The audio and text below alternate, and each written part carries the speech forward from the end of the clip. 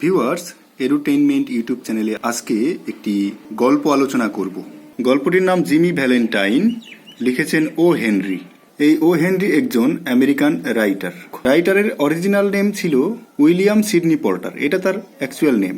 তিনি ও হেনরি ছদ্মনামে লিখতেন, pen name, ছদ্মনাম।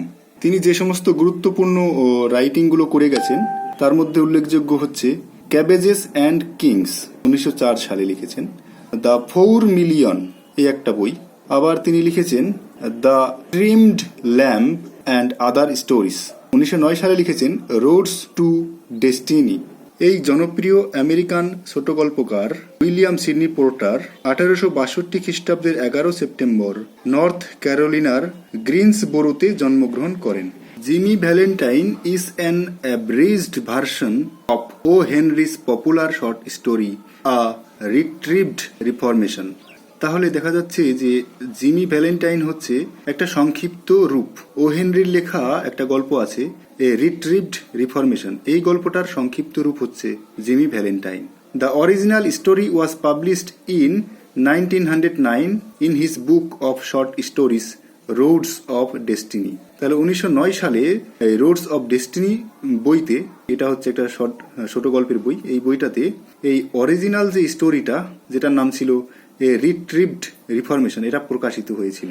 আর এই জিমি ভ্যালেন্টাইন গল্পটি, the story was adapted in a stage play by Paul Armstrong. Paul Armstrong 1910 সালে একটা স্টেজে শো করার জন্য এই গল্পটাকে নাট্যরূপ দান করেছিলেন, বা পারফর্ম করার জন্য সেই রকম করে লিখেছিলেন চেঞ্জ করে। Through stage production the story becomes extremely popular. এই স্টেজে পারফর্ম হওয়ার ফলে গল্পটা খুব জনপ্রিয় হয়ে ওঠে। লেটার, পরবর্তী সময়ে, the story was adapted into film. পরবর্তী সময় দেখা যাচ্ছে বিভিন্ন সিনেমায় গল্পটি থেকে বিভিন্ন অংশ নেওয়া হয়েছিল, বা সিনেমাতেও এই গল্পটি প্রডিউস করা হয়েছিল। Jimmy Valentine released in 1928। Jimmy Valentine গল্পটি 1928 সালে পাবলিশ হয়েছিল। ওয়াজ MGMS অর্থাৎ মেট্রো গোল্ডউইন মেয়র এর অল টকিং মুভিজ। তাহলে দেখা যাচ্ছে প্রথম সবাক চলচ্চিত্র হিসেবে MGM পরিবেশিত প্রথম সবাক চলচ্চিত্র আমেরিকাতে হয়েছিল, সেটা হচ্ছে জিমি ভ্যালেন্টাইন এর পরিবেশনা। প্রথম সবাক চলচ্চিত্র হিসেবে যে কাহিনীটি বেরিয়েছিল আমেরিকাতে, সেটা হচ্ছে জিমি ভ্যালেন্টাইন। কে পরিবেশন করেছিলেন? না, MGM অর্থাৎ মেট্রো গোল্ডউইন মেয়র। অপরাধের জন্য জিমি ভ্যালেন্টাইন 10 মাস হলো জেলে বন্দী আছে। গল্পের শুরুতে জিমিকে কারাধ্যক্ষের অফিসে ডাকা হয়। সেখানে তার হাতে রাজ্যপালের মার্জনাপত্র তুলে দেওয়ার আগে কারাধ্যক্ষ তাকে সিঁদুর চুরি বন্ধ করে সৎ জীবন যাপন করার উপদেশ দেন। পরের দিন সকালে জিমি মুক্ত হয়ে জেলখানা ত্যাগ করে নিকটবর্তী রেস্টুরেন্টে গিয়ে সকালবেলার খাবার খেয়ে নেয়। তারপর তার বন্ধু মাইক ডোনালের সঙ্গে সে দেখা করার জন্য ট্রেনে ওঠে। তারপর নিজের ঘরে গিয়ে চৌর্যবৃত্তির চুরি করার জন্য সরঞ্জাম গুছিয়ে নিয়ে রওনা দেয়। তার মুক্তির 1 সপ্তাহ পর 3টি সিঁদুর চুরির ঘটনার খবর জানা যায়। বেইন প্রাইস নামক গোয়েন্দা বুঝতে পারেন চুরির ঘটনাগুলি জিমির কায়দায় ঘটেছে, যা জিমির নির্দেশক ছাপ বহন করে। জিমি পালিয়েছে এবং এখন সে ছোট শহর এলমোরে সেখানে গিয়ে থাকছে। সেখানে ব্যাংক মালিকের সুন্দরী কন্যা তার নজর কাড়ে এবং তার প্রেমে সে পড়ে যায়। সে একজন নতুন মানুষে পরিণত হয়, তাই সে র্যালফ ডি স্পেন্সার এই নাম নিয়ে জুতোর দোকান খোলেন এবং সফল ব্যবসায়ী হয়ে ওঠেন। বছর শেষে সে সামাজিক সম্মান অর্জন করে, বন্ধু বান্ধব জোটায় এবং শীঘ্র অ্যানাবেলের সঙ্গে বিয়ে করার পাকা ব্যবস্থা করেন। এই অ্যানাবেল কিন্তু ওই ব্যাংক মালিকের কন্যা যার প্রেমে সে পড়েছে। নিজেকে অপরাধের জগৎ থেকে সরিয়ে নিতে সে তার বন্ধুকে চিঠি লিখে শালির ডেরায় তার সঙ্গে দেখা করতে বলে।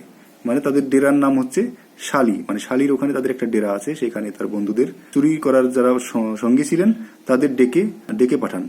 তিনি তার চৌর্যবৃত্তির সমস্ত সরঞ্জাম তার ওই বন্ধুকে দান করার পরিকল্পনা করেন।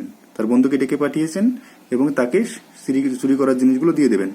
ইতিমধ্যে বেন প্রাইস এসে এলমোরে হাজির হয়, জিমিকে খুঁজে বের করে এবং এই তথ্য সংগ্রহ করে যে জিমি ব্যাংক মালিকের মেয়েকে বিয়ে করতে চলেছে। সুটকেসে চুরি করার সরঞ্জাম ভরে নিয়ে শহর ছেড়ে যাবার আগে জিমি, অ্যানাবেলের দিদি ও 2 ভাগ্নি সহ সবাই ব্যাংকে আসে। অ্যানাবেলের বাবা তাদের একেবারে নতুন একটি দেরাজ সিন্দুক দেখাতে চান। সবাই যখন সিন্দুকটি পর্যবেক্ষণ করছে, বড় মেয়েটি খেলার ছলে তার বোনকে দেরাজের মধ্যে আটকে দেয়। দেরাজের টাইম কলটি তখনও ব্যবহার উপযোগী না করার জন্য দেরাজটি খোলা যায় না, মানে সিন্দুকটির দরজা খোলা যায় না। দেরাজের ভেতরে পর্যাপ্ত বাতাস না থাকায় উৎকণ্ঠা বাড়তে থাকে। সকলে ভয়ে শঙ্কিত হয়ে যায়। ছোট্ট মেয়েটি আতঙ্কে চিৎকার করে ওঠে।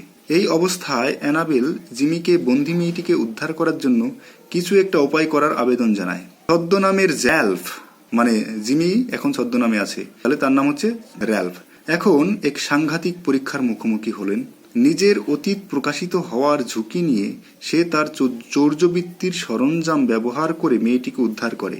বেন প্রাইস, যিনি হচ্ছে গোয়েন্দা, তিনি কিন্তু গোটা নাটকীয় দৃশ্যটি লক্ষ্য করেন। দেখেন, এখন জিমি ওই স্থান পরিত্যাগ করেন বা ওই স্থান পরিত্যাগ করে যাবেন বলে উদ্যোগী হন। বেন প্রাইসের সঙ্গে তার দেখা হয় এবং জিমি আত্মসমর্পণ করে, কিন্তু বেন প্রাইস তাকে না চেনার ভান করে অন্যত্র চলে যায়। মানে বেন প্রাইস জিমির ভালো কাজ দেখে তাকে না চেনার ভান করে। তাহলে গল্পটির মোরাল কি, নীতি কথা, বিষয়বস্তু কি? মোরাল অব দ্য স্টোরি, গল্পের মূল বিষয় বা নীতি কথা হলো মহত্ব সবসময় পুরস্কৃত হয়। এক সময় দেরাজ ভাঙার জন্য তাকে জেলে যেতে হয়েছিল, জিমিকে জেলে যেতে হয়েছিল, কিন্তু এখন এটা তাকে সৎ জীবন যাপনের সুযোগ করে দিচ্ছে। মানে যে চুরির বিদ্যার বলে সে জেলে গিয়েছিল, এখন সেই চুরি করার সরঞ্জাম এবং পদ্ধতি দিয়েই সে কিন্তু সৎ জীবন যাপন করছে বা সৎ জীবন যাপন করার উপায় খুঁজে পাচ্ছে। ও হেনরি বিশ্বাস করতেন যে মানুষ ভালো বা উন্নততর হওয়ার জন্য পরিবর্তিত হতে পারে, তাকে উন্নততর হওয়ার এবং পরিবর্তিত হওয়ার সুযোগ দেওয়া উচিত। গল্পটি ও হেনরির সেই বিশ্বাসকে তুলে ধরে। গল্পের আরেকটি বিষয় আছে, সেটা হলো প্রেম মানুষের রূপান্তর ঘটাতে পারে। গল্পে প্রেমই জিমির আশ্চর্যজনক রূপান্তর